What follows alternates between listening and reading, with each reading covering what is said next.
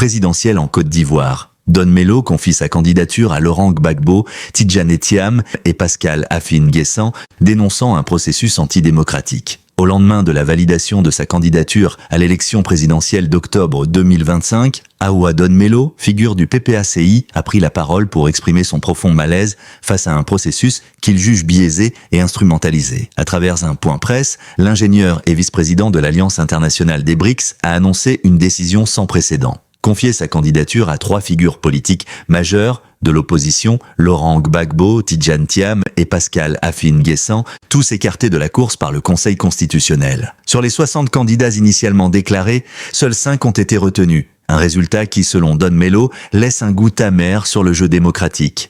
Il a tenu à remercier ses équipes et les militants pour leur soutien, tout en dénonçant l'invalidation de candidatures qu'il estime légitimes et dévouées aux problèmes des Ivoiriens. Parmi les exclus, il cite notamment Laurent Gbagbo, Tidjane Thiam, Pascal Affi-N'Guessan, ainsi que des personnalités comme Antoine Assalé-Thiemoko et Vincent Toby Irié. Pour Aoua Don Melo, cette situation est le résultat de l'instrumentalisation de la justice et d'une gouvernance qu'il qualifie de parti-État, où le multipartisme s'éloigne chaque année un peu plus de la démocratie. S'exprimant avec une gravité contenue, il a rappelé une citation de l'ancien président Henri Konan Bédié. « Les grandes douleurs sont muettes ». Un silence qu'il a choisi de rompre après un temps de réflexion, partagé entre la résignation et la volonté de poursuivre le combat électoral. La décision de confier sa candidature à ces figures de proue et de l'opposition n'est pas anodine. Il s'agit d'un geste symbolique mais aussi d'une volonté de bâtir une large concertation. Don Melo a ainsi appelé à un dialogue impliquant non seulement la classe politique,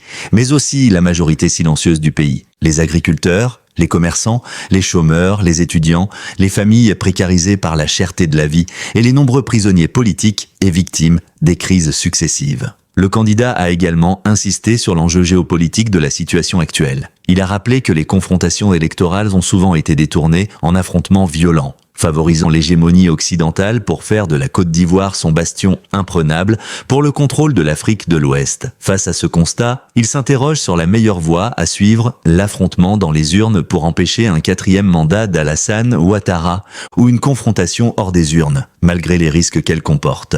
Aoua Don Melo a conclu son propos en appelant au dialogue pour préserver l'unité nationale et pour faire avorter une crise qu'il estime imminente.